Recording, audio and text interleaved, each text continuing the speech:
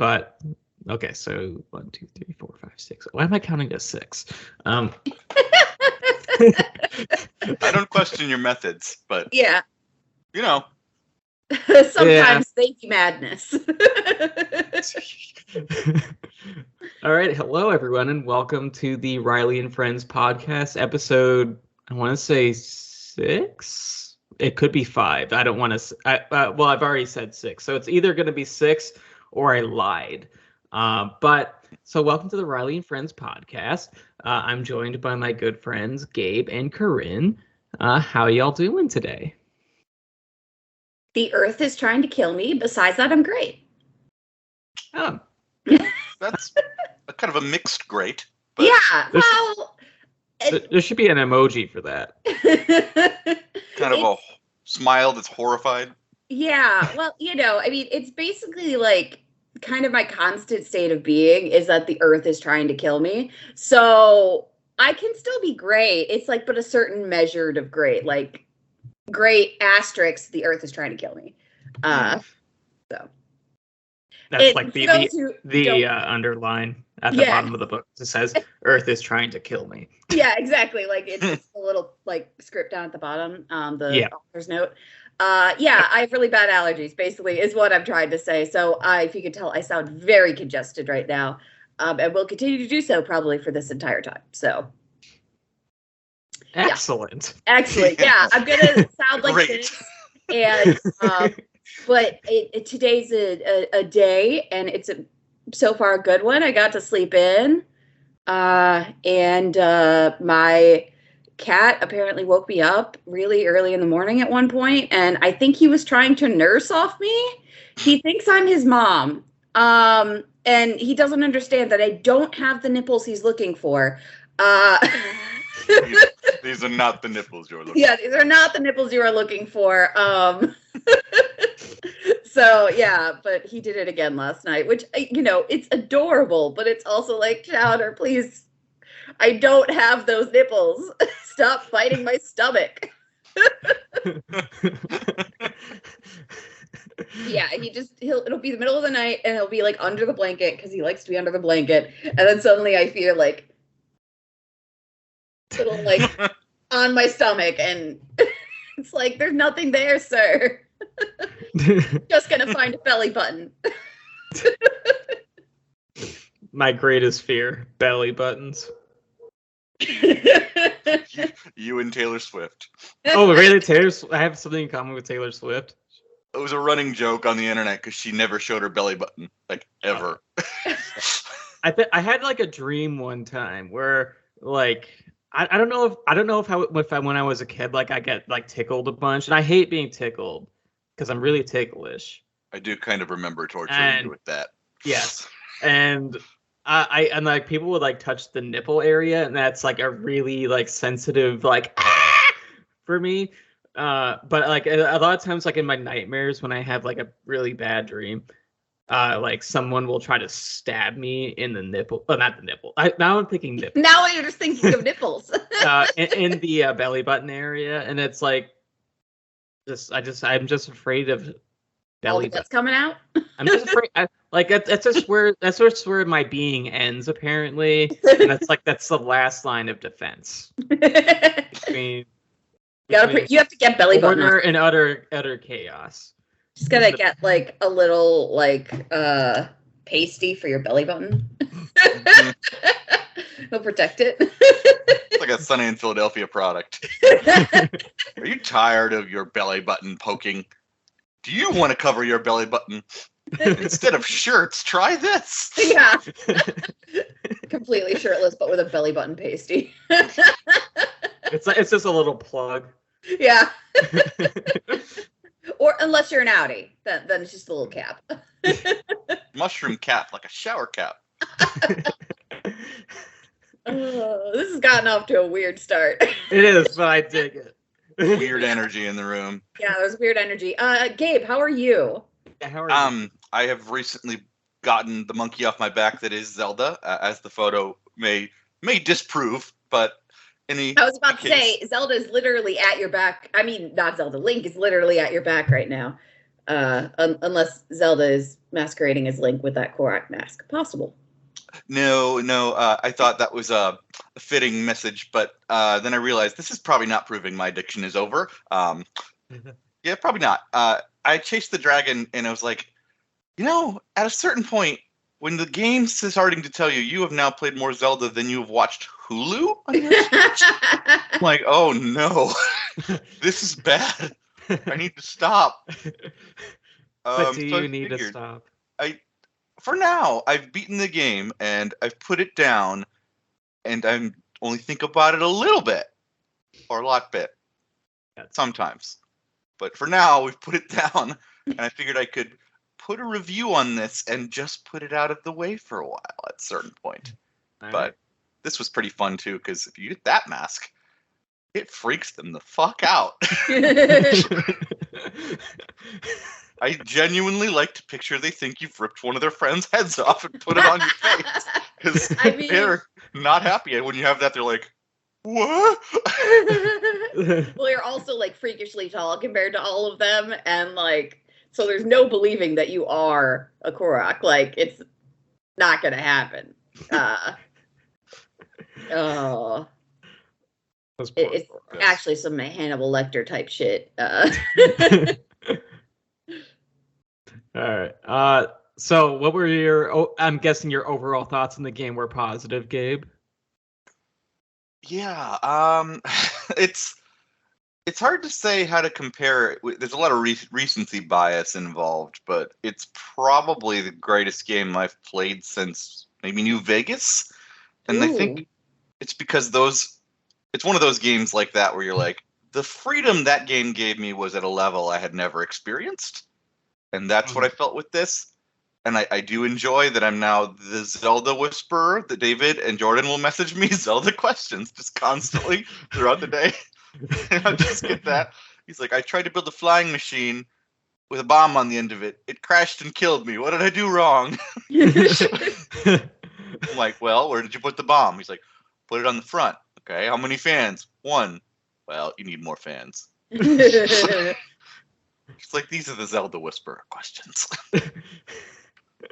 But the fact, I'll just tell you what I did in the last boss fight, and you decide what you think of this. The possibilities.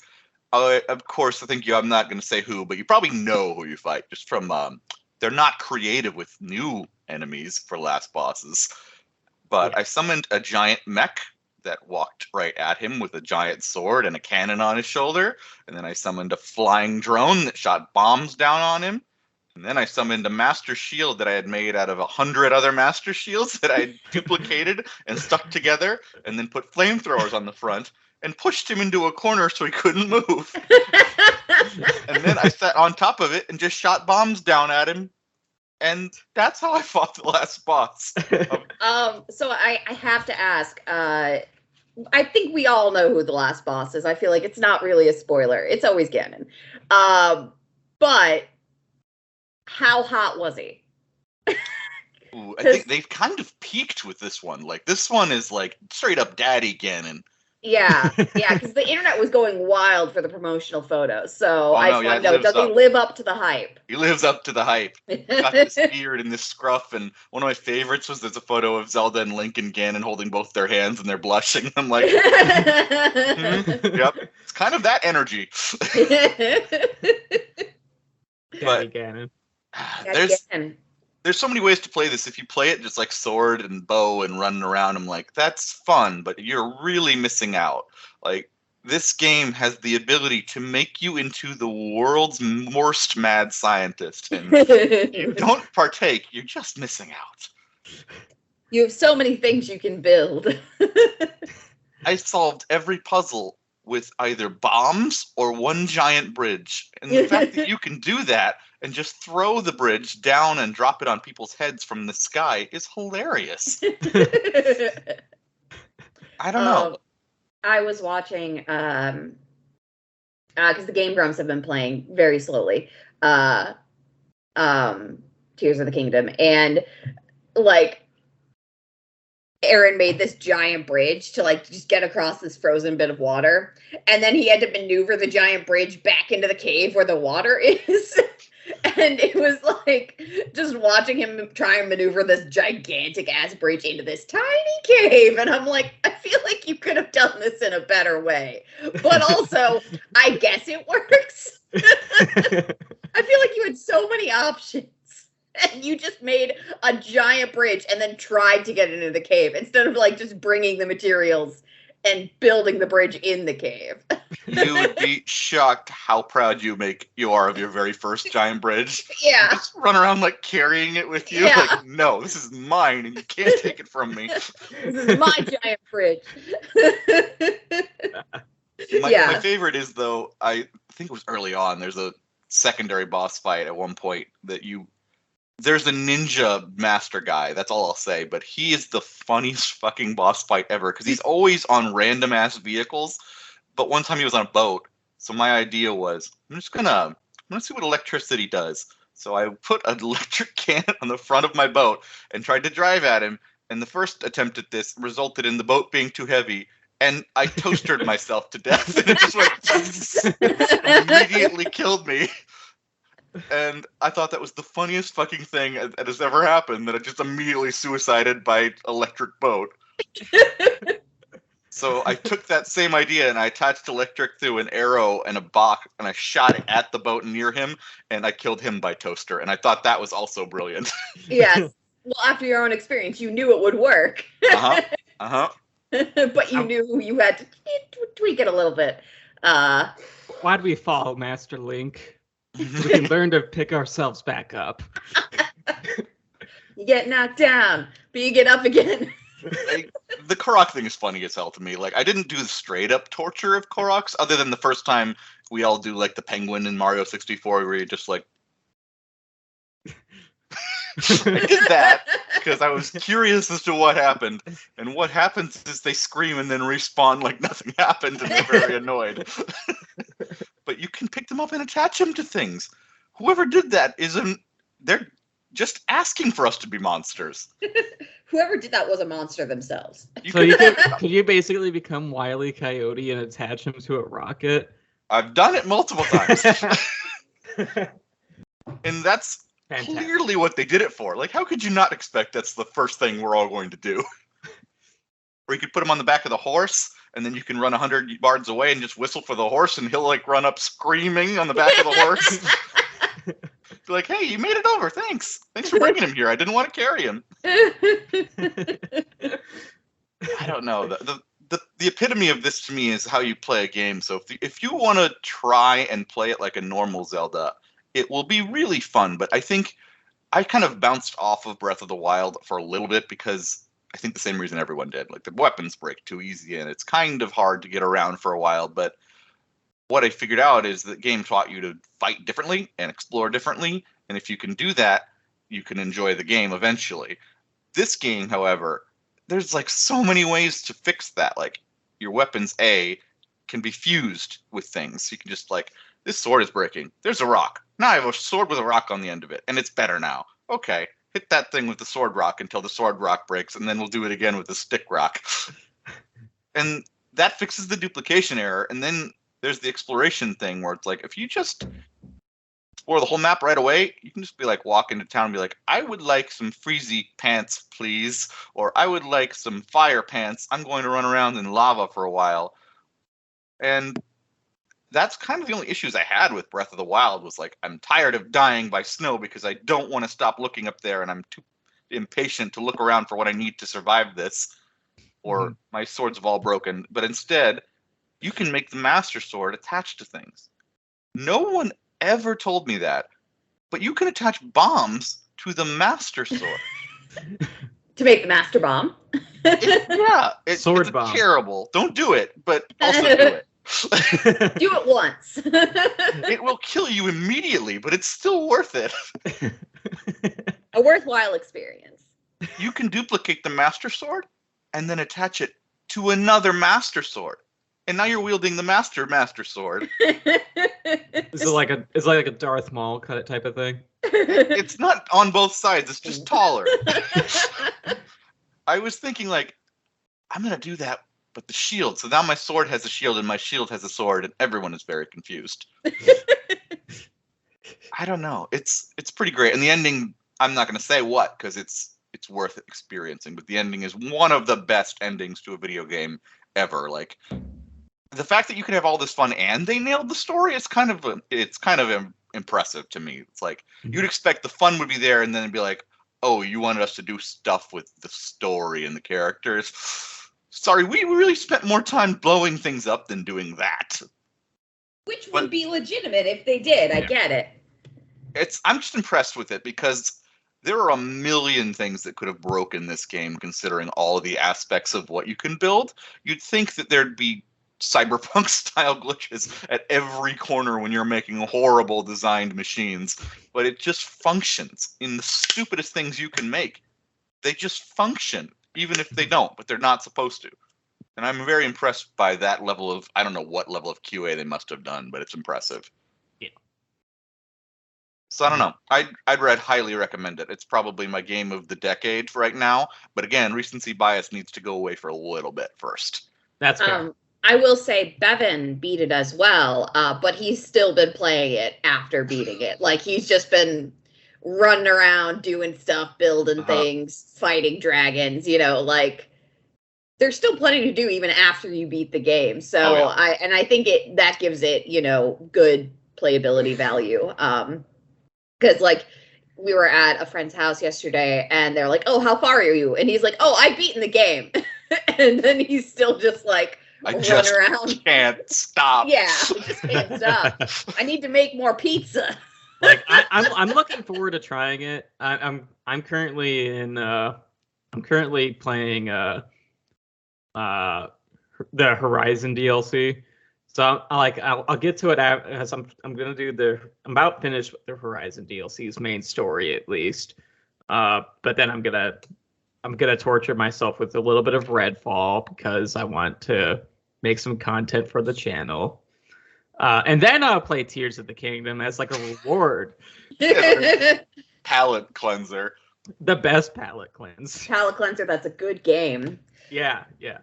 When you're starting the game, I'll read you what David has sent me, just so you can get an experience as to what to expect at first if you play like David. I hate this game. It's the worst game. I want to go everywhere. I want to do everything. My sword's all breaking. The monsters are mean. It's cold and I'm freezing to death. So that was the first message of this game. I'm like, okay, have you tried not doing that yet? And he's like, but I want it. Have you tried doing anything else yet? It's like, fine. And then he comes back. Okay, this might be an amazing game. I'm down in the depths and I'm riding a skeleton horse. So, just do something else for a while and stop forcing freezing to death. So just to make your own fun. Oh, it's completely a make your own fun game. If you don't do that, I think I could see bouncing off of it, to be honest. Because it's not designed to be a straightforward game. I'm almost certain of it. I'm sure you could do it, but I just can't imagine it would be as fun. I mean, why would they put in all this stuff if you were meant to just not blast through it? Yeah. Admittedly, I do get like some of the critique where it's like some people do miss like the classic Zelda experience, and I kind of think Nintendo should do like what they do with the Mario games, where they have like their big release be like the 3D ones, but then they also still make the 2-dimensional ones like the classic style. I think that's something that Nintendo could potentially should. They definitely should do. They should do that actually, because I know as on the one hand, Tears of the Kingdom sounds like a shit ton of fun just because of its design, like inherent design. But I also do kind of get like, the classic design, kind of like the 2D Mario design, wasn't necessarily broken in and of itself. There's still like lots of fun to be had there. So I kind of like hope they kind of, kind of like balance that. They'd be printing money if they just kept doing those like Link's Awakening remakes with the older games. Yeah. Because I would buy all of those. Yes. Link's Awakening was pretty great. It was. If they did that with Link to the Past, first day I'm buying that. Yeah.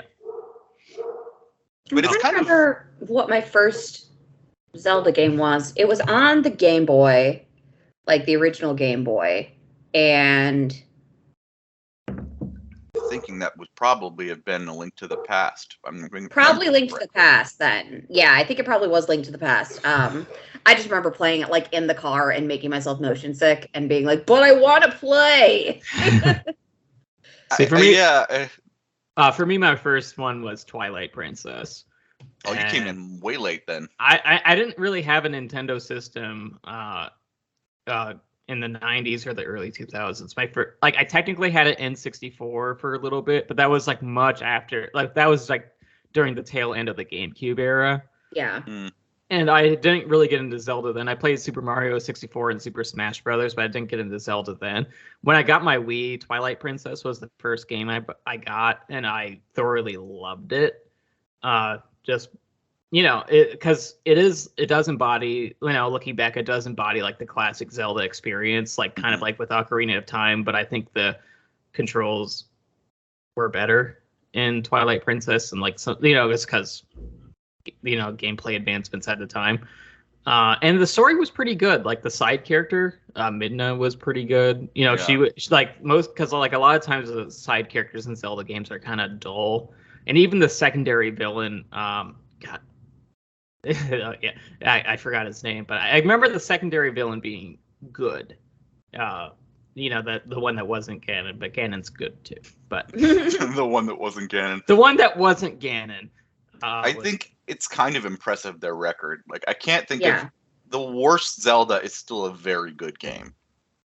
Yeah. And that's impressive.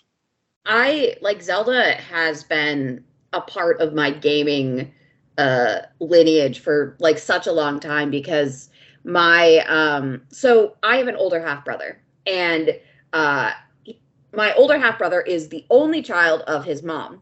And with divorce, you know how things go. Like, the parents kind of spoil the one kid a lot.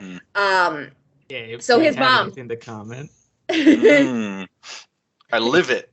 Yeah. So my older brother got that experience, but us other siblings from the new marriage, we also got to benefit in the sense that Eric would get all of these, like, the new game systems, and then, like, whatever game system he wasn't using at the time, he would leave at our place. So, like, I got, like, his secondhand Game Boy. So, like, he got the new Game Boy, I got his old Game Boy,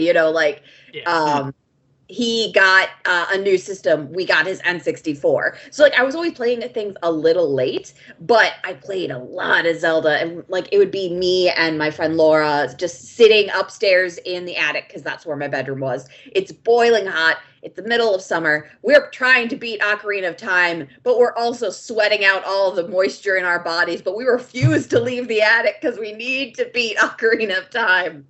And then later, it was eventually the same thing, but with Wind Waker. Like, we need to beat Wind Waker.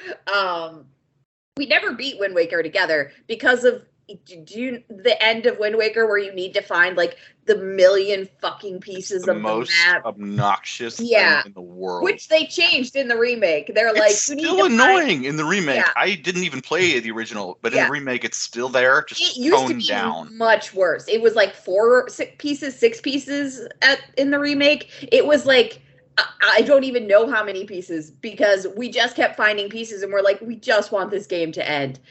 We were having fun for a very long time, and now we just want it to end.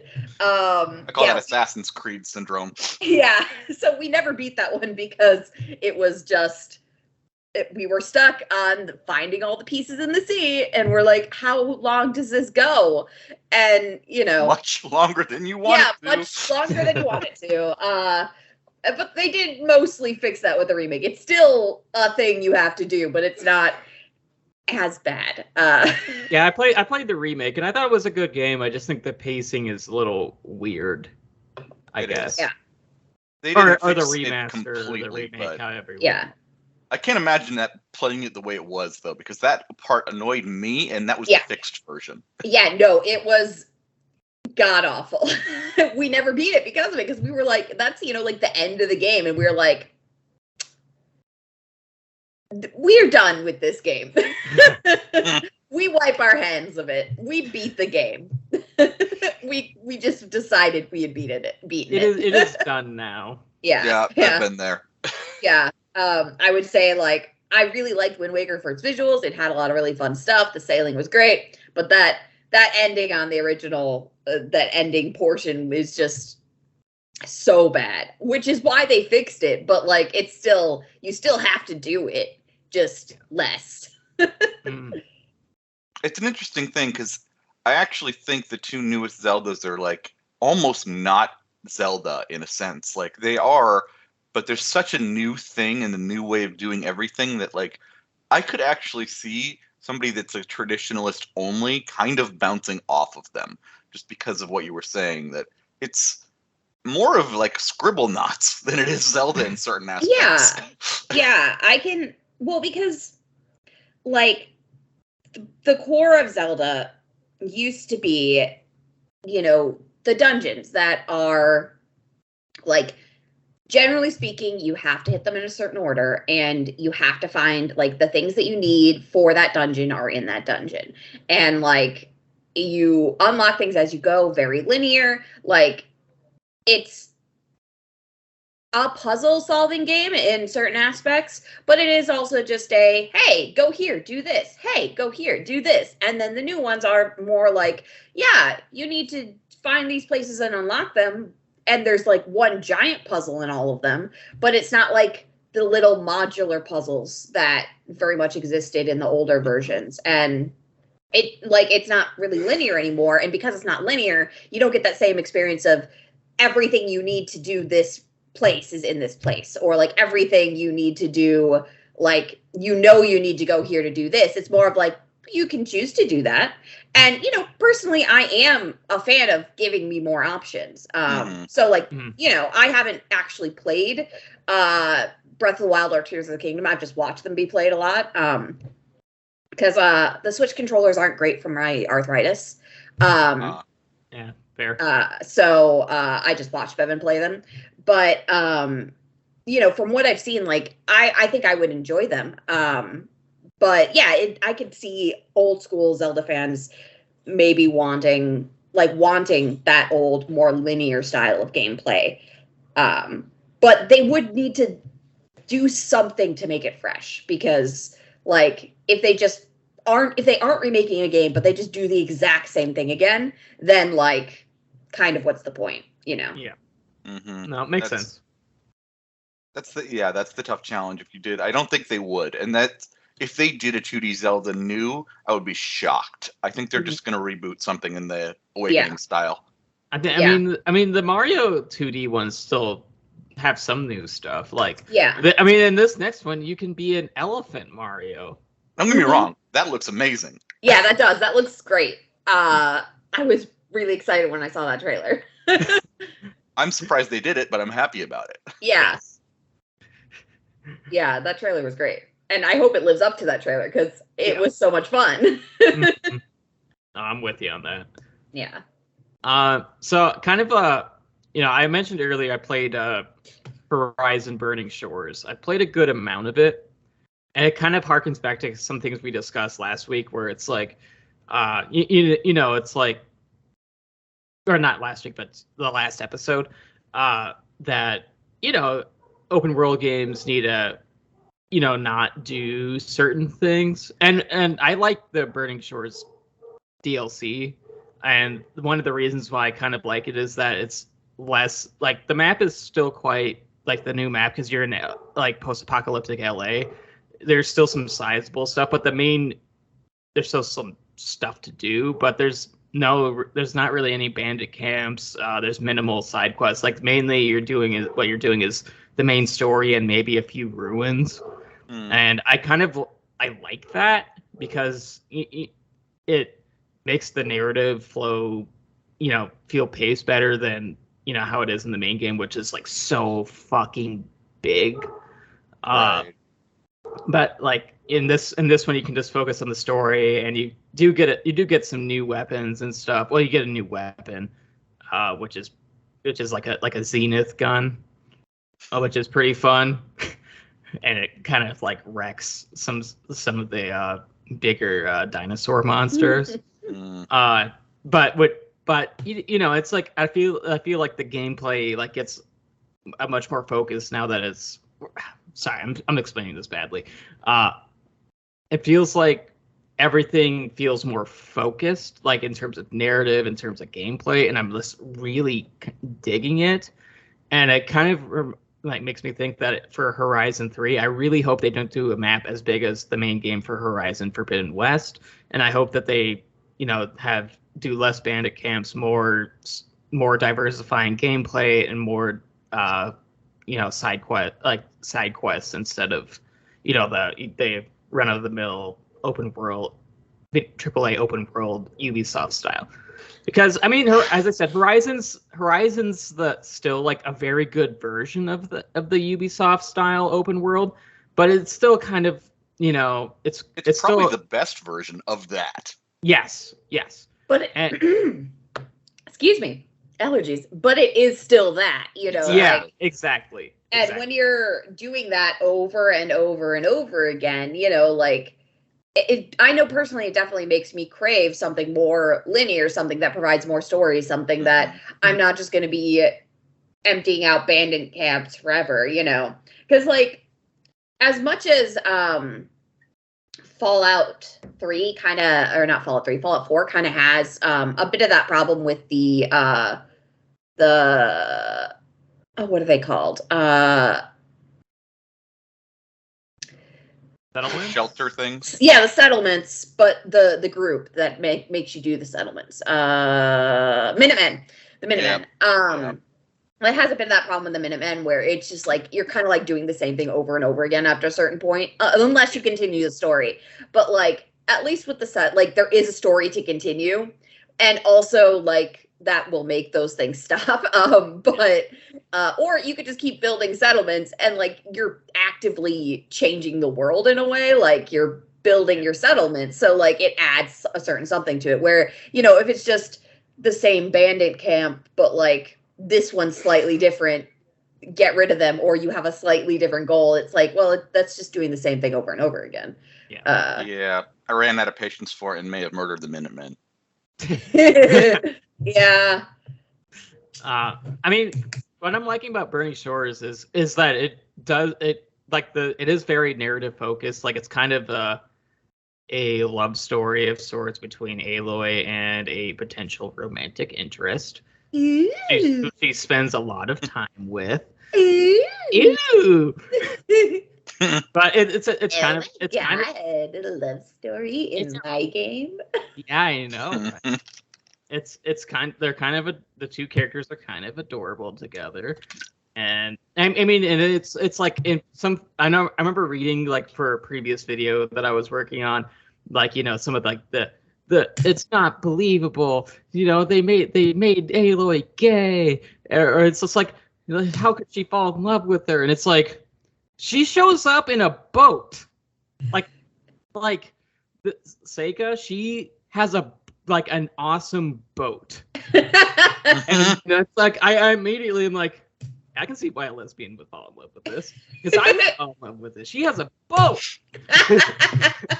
And then she is also really kick-ass and has her own narrative agency and has and there's some friction because there's something that they're both not telling each other, and you do all this cool shit together, and it's kind of and it's not it's one random side quest. This is a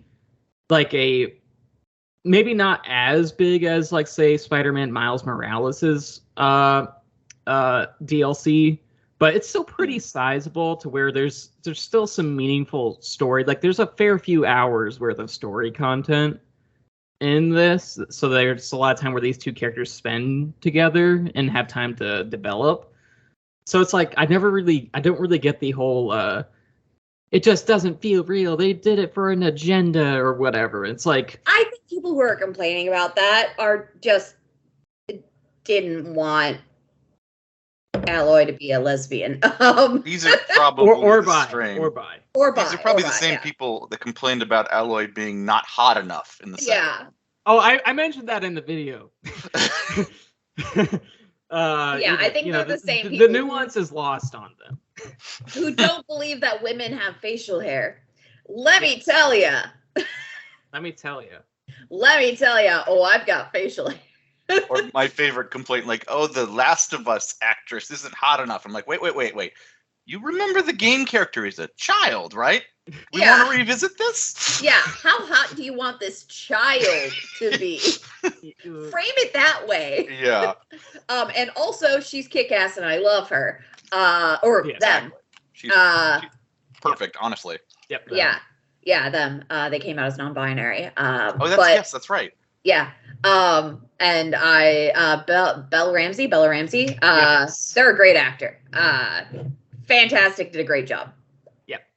10 stars. And they will always be my child from Game of Thrones. Yeah. My heart when they died. Yeah. But they died in such a badass way. It was like, they got one of the better send-offs. Yeah, one of the better send-offs. Like, you know what? If they had to die, that's a pretty neat way to die. I like them in Hilda too. I don't know if y'all have watched Hilda. It's a great animated show. I've only watched a little bit of Hilda. It's one of those ones I need to go back to. Like, I started watching it and then something happened and I wasn't able to keep watching it. But I keep meaning to go back to it. It just has like a fun with its fantastical world. It's just delightful. But yes. Yeah, let us know if you finish it, what you think. Mm-hmm. I think I've started playing Fire Emblem Engage again, but it's a hard to recommend game because Fire Emblem game. Well, yes, it's A, Fire Emblem, and B, everyone that plays it is like, oh, the story's dog shit, but you should play it anyway. That's a really hard in, guys. It usually has its own merits. It is a lot of the Fire Emblem thing, sure, but the story they're correct. Horrible. I've still mainly just been playing Darkest Dungeon, because up until I get burnt out on it, or I beat more of it than I currently can, that's all I'm going to be playing. I did realize something though. Excuse me. That I won't necessarily give all of away, but I realized something, and I'm wondering if this is the way the story's going, because there is an overarching story in this game, despite the fact it's very much like a roguelike. You're just throwing people at a problem and trying to fix it. But it's all the Pikmin problem. Yeah, it's a Pikmin problem, but much darker. Pikmin in a horrible Eldritch world.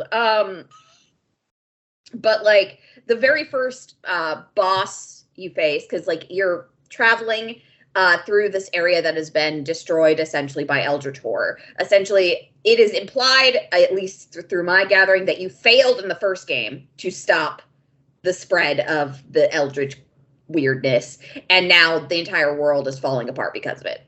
And so you're still, you or someone like you is trying to fix it by sending out these adventurers to clear the lands, help the people. And then at the very end of each run, you get to the mountain. And when you get to the mountain, you face a new boss. And you choose which boss you face. So like you get to choose if you're facing one you've already faced or if you're facing a new one. But which one you choose affects like how the run up to that goes. The very first one was called Denial. And the next one is oh no, I can't remember. But regardless, it's another one of the stages of grief. So I think all the bosses are going to be stages of grief. This really isn't like a spoiler because I don't know for certain. But I think all the bosses are the stages of grief. And I'm wondering, not a spoiler because this is literally just me wondering, if all of this is literally the character from the first game grieving how he fucked up and none of this is real. Because, like, you have essentially the same cast of characters, except unlike in the first one where you had, like, different adventurers showed up, it's always the same adventurers. Like, they all have the same name unless you change it, and you're unlocking their stories as they go, whereas before, they were considered to be different people who were just an archetype. now it is these people have stories and you're unlocking it as they go, and they unlock new memories and they unlock new abilities through you like helping like things you do. And so I'm literally wondering if this isn't saving the world. This is literally just one guy dealing with his grief of fucking up the whole world. And I'm like, oh my God, that would be a really deep story if that's what this is. And it would make a lot of things make sense. But I don't know if that's the case yet, and I need to beat more of it to find out if I'm right. Is it still beta, or is it actually out? It's actually out now. You can get it on Steam. Gotcha. Yeah. But yeah, if that is the story, like, bravo, because I was just thinking about it. Like, as I was playing, I was like, wait, the first boss is denial. The second boss is insert blank, another stage of grief. And I'm like, wait a minute. Wait a gosh darn second. And, I believe there's 7 bosses. It's either 7 or 5. And there's either 5 or 7 stages of grief, depending on which variant you're going after. And it's one of those 2 amounts. And I'm like, what are you doing? That's interesting, though. I like that change, if that's true. Yeah, if that is true. And I do not know. It's not a spoiler, because I don't know. I've literally only beaten one boss. Just one. The very first one, because I can't get a crew together who can beat the second one. That actually makes it. I'll have a promising build, and they all get wiped, and I'm like, God damn it.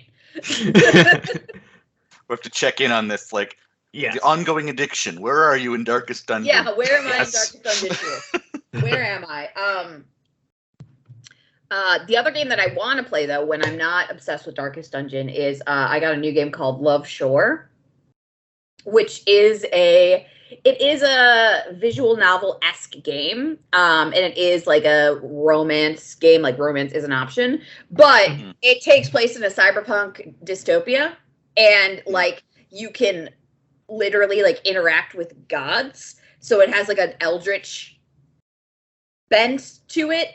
And the 2 characters you can choose to play aren't just avatars for you.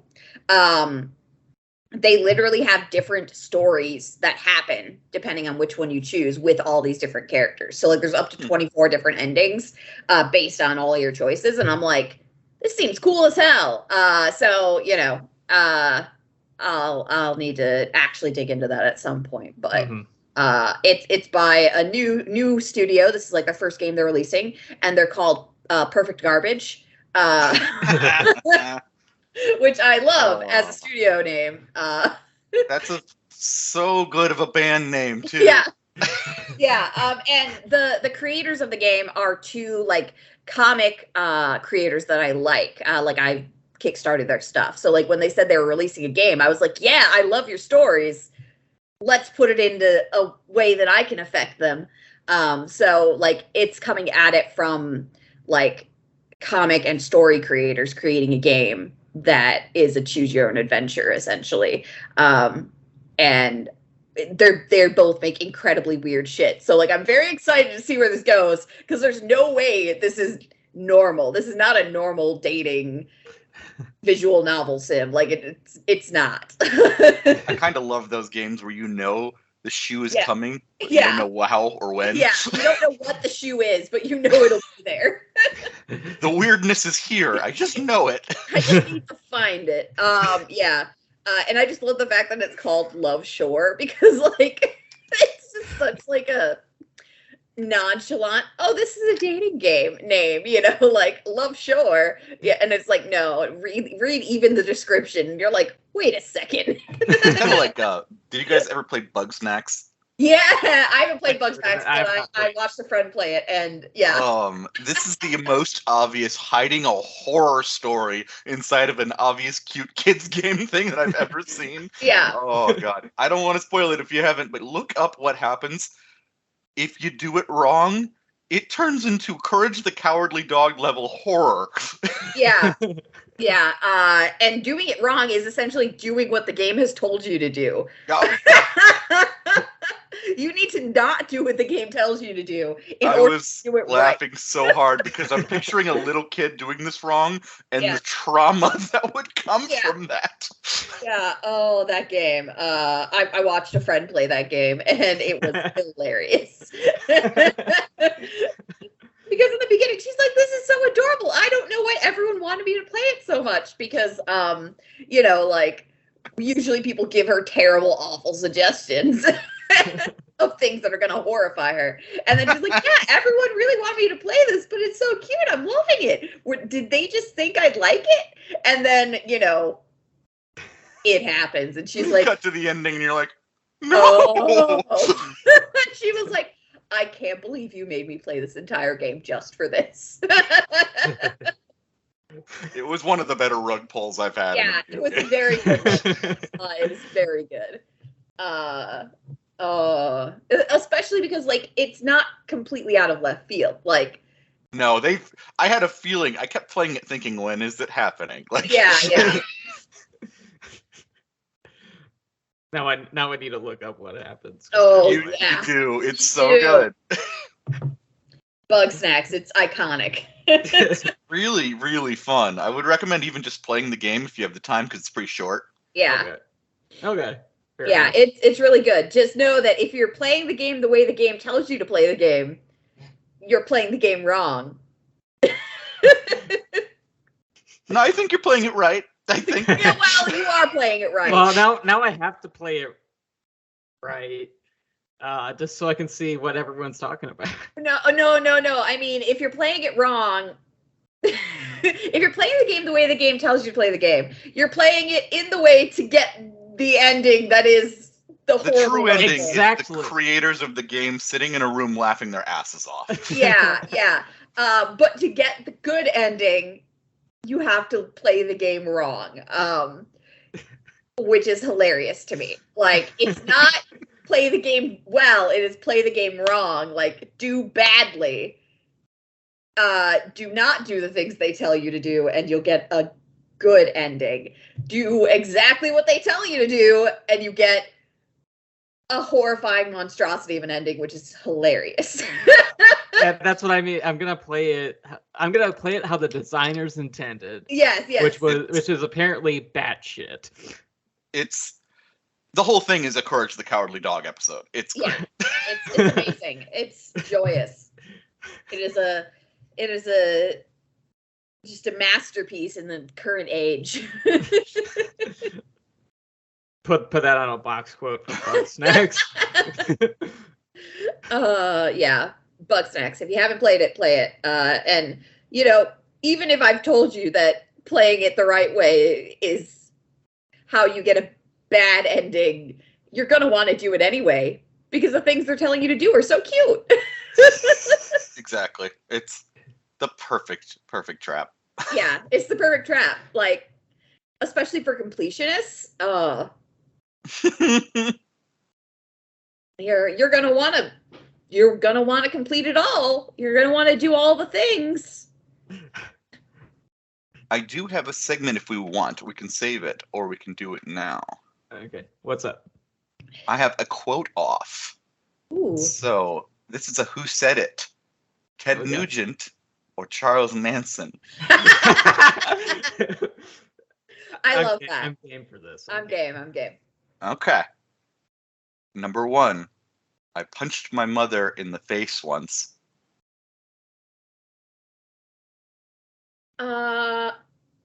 Ted Nugent. Yeah, that sounds like a Ted Nugent thing. It is Manson, but it could definitely be. It could definitely be Ted Nugent. I thought you were trying to trick us with the first one. That is how they get you. I scare white people. Manson? Ted Nugent. Yeah, I was gonna say Ted Nugent because it was all white people who followed Manson. So yeah, Ted Nugent. But why would Ted I don't know. Ted Nugent is Ted Nugent. Yeah. Yeah, there's no explaining Ted Nugent. But if I would have gone to Vietnam, I'd have killed all the hippies in the foxholes. I would have killed everybody. Okay, that has to be Ted Nugent. That is Ted Nugent. That is 100% Ted Nugent. My relationship to music is completely subliminal. It just flows through my penis. Manson. Yeah.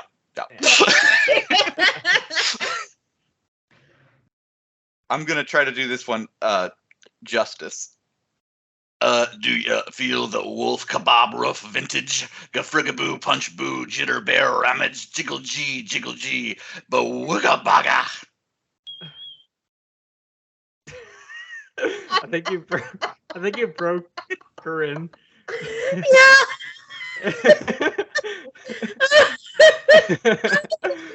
No. Can you rephrase that into? Can I hear that in a sentence? In a sentence, I'll do it in a straight voice. Do you feel the wolf kebab roof vintage? Gaboo poo Jew bear rummage. I don't know what I just heard in either one of these. Ted Nugent? That is Manson, but I definitely could hear it being Ted Nugent. Yeah. I mean, he did make Cat Scratch Fever, so you know. Cat Scratch Fever, Wolf Kebab, Bagoo, I don't know. I got Benedict Cumberbatch. one more, and I think this one leaves it on a good note. I got the droolin', get all wet, salivate. I got the salivate late, salivate down my face. I'm gonna guess this one is Ted Nugent because the last one was Manson. Yeah, I'll go with that. This one is Ted Nugent. Yeah. Because they're both equally as insane as, I know. like, That's why I love this one so much. I'm like, every one of these could be both. 5 stars. Five stars. Oh, that was good. I could talk about something else, but I don't know how to top that. Oh. Gibberish words. I gotta say, they're both pretty much adept at it. Yeah. I enjoyed how you try to do that one and like the Jonathan Davis scat almost. It seemed appropriate. That was it broke me. You broke me today, Gabe. Awesome. That is the point. All right. That was the Riley and Friends podcast. Oh, my dog's been barking this whole time, so it's only fitting that your dog starts barking. I don't even know what you barked at. She was saying it is the end. It is the end. Yes, she was agreeing. So thank you all for watching till the end. Did Gabe and Corinne, my 2 esteemed guests, have anything they want to plug? I always have things I want to plug.